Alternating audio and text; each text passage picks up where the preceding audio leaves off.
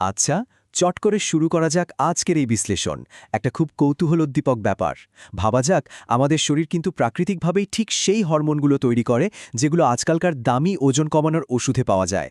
এমন একটা তথ্য যা ওজন কমানোর প্রচলিত ধারণাকে একেবারেই পাল্টে দিতে পারে, তাই না? এবার একটা অবাক করা প্রশ্ন আসে।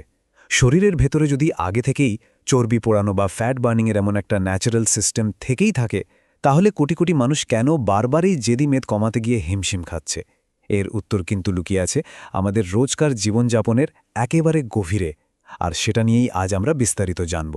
তাহলে আজকের আলোচনার রোডম্যাপটা ঠিক এরকম। প্রথমে আসবে প্রাকৃতিক সিস্টেম, তারপর জেনে নেব 3টি ফ্যাট বার্নিং হরমোনের কথা, এরপর আসবে 5টি রোজকার ব্লকার, ন্যাচারাল বায়োলজি বনাম ফার্মাসিউটিক্যালস এবং সবশেষে রিস্টোরেশন প্রোটোকল। চট করে এগিয়ে যাওয়া যাক। 1 নম্বর, দ্য ন্যাচারাল ওজেম্পিক সিস্টেম।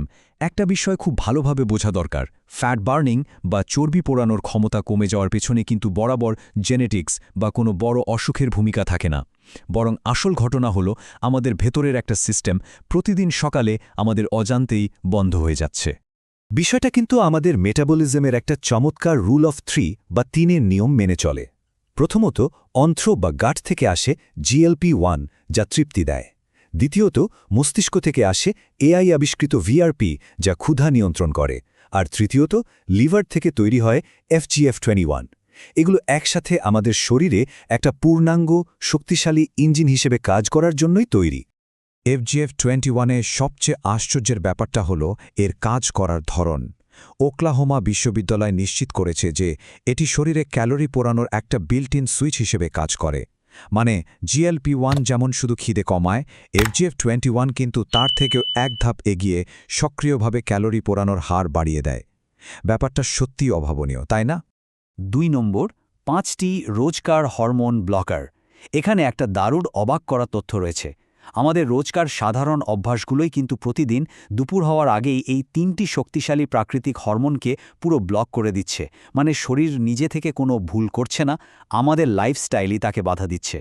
কি সেই ব্লকারগুলো? অতি প্রক্রিয়াজাত খাবার, গাট ডিসবায়োসিস, ক্রনিক স্ট্রেস, অপর্যাপ্ত ঘুম আর অলস সকাল। এই 5টি ব্লকার একই সাথে আমাদের অন্ত্রের সেলগুলোকে, যা হরমোন তৈরির মূল কারখানা, সিগন্যালের অভাবে অনাহারে রাখে। এরা কর্টিসলের মাত্রা বাড়িয়ে দেয় আর হরমোন তৈরিতে বাধা দেয়। আর আজকালকার মডার্ন রুটিনে এই 5টি ব্লকারই যেন একসাথে কাজ করে মেটাবলিজমকে একেবারে অচল করে ফেলে। একটা ভয়াবহ তথ্যের দিকে নজর দেয়া যাক। শুধুমাত্র পর্যাপ্ত ঘুমের অভাব আমাদের তৃপ্তি দেওয়ার হরমোনগুলোর টাইমিংকে এমনভাবে গোলমেলে করে দেয় যে ন্যাচারাল GLP-1 উৎপাদন এক ধাক্কায় 30% কমে যায়। তার মানে শরীর পেট ভরা সিগন্যাল পাঠানোর আগেই আমরা প্রয়োজনের থেকে বেশি খেয়ে ফেলি। ঘুমের অভাবে এত বড় একটা প্রভাব। 3 নম্বর, ন্যাচারাল বায়োলজি বনাম ফার্মাসিউটিক্যালস। এবার আসা যাক একটা বড় বায়োলজিক্যাল ধাঁধার উত্তর খুঁজতে। কেন এই সিনথেটিক ওষুধগুলো একটা ব্লক হয়ে যাওয়া প্রাকৃতিক সিস্টেমের চেয়ে এত বেশি কার্যকরী বলে মনে হয়? চলুন ব্যাপারটা একটু পরিষ্কার করে নেওয়া যাক।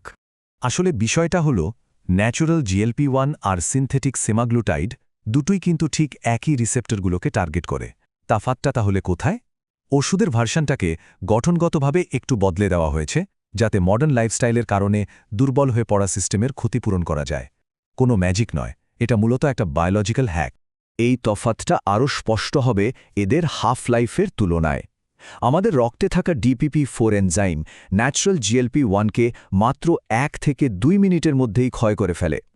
অন্যদিকে সিনথেটিক ওষুধগুলোকে এমনভাবে তৈরি করা হয়েছে যাতে সেগুলো শরীরের 7 দিন পর্যন্ত টিকে থাকতে পারে।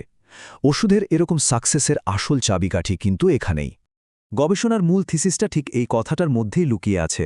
ওষুধটি কোনো ভাঙা সিস্টেমকে প্রতিস্থাপন করছে না, এটি এমন একটি সিস্টেমের ক্ষতিপূরণ দিচ্ছে যাকে কাজ করার জন্য পর্যাপ্ত কাঁচামাল কখনোই দেওয়া হয়নি। আসলে আধুনিক ওষুধগুলো যে ঘাটতি পূরণ করছে সেটা আমাদের রোজকার লাইফস্টাইলের ভুল পছন্দগুলোরই ফল। তবে এর মানে হলো সঠিক কাঁচামাল দিলে সিস্টেমটি আবার আগের মতো দারুণভাবে কাজ করবে। 4 নম্বর, দ্য হরমোন রিস্টোরেশন প্রোটোকল। সবচেয়ে আসার কথা হলো কোনো রকম ওষুধ ছাড়াই প্রাকৃতিকভাবে এই হরমোন পাথওয়েগুলোকে আবার চালু করার একটা পরিষ্কার বিজ্ঞানভিত্তিক ফ্রেমওয়ার্ক রয়েছে আমাদের কাছে। এটা একেবারে আমাদের ডেইলি রুটিনের সাথে জড়িত। এই প্রোটোকলটা কিন্তু বেশ সিম্পল।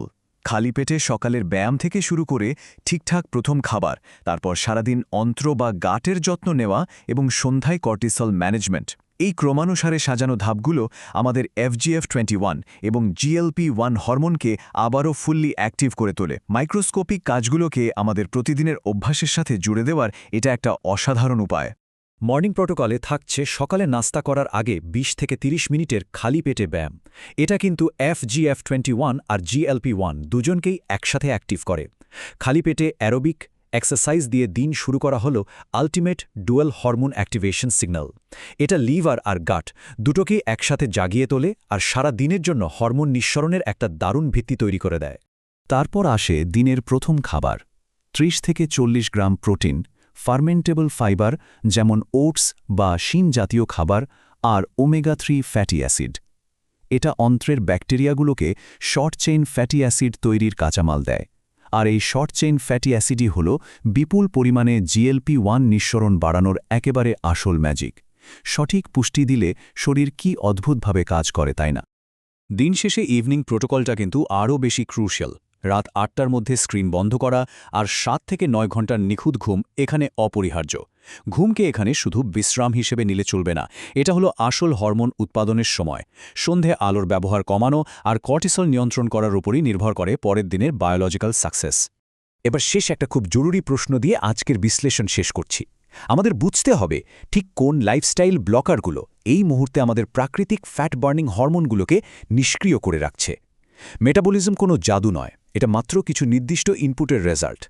যদি শরীর নিজেই এত শক্তিশালী হরমোন তৈরি করতে পারে, তাহলে আমরা কি ওষুধ ছাড়াই আমাদের ভেতরকার ফ্যাট বার্নিং ইঞ্জিনকে চিরতরে জাগিয়ে তোলার চাবিকাঠি পেয়ে গেলাম না? এই বিষয়টা সত্যিই গভীরভাবে ভাবার মতো।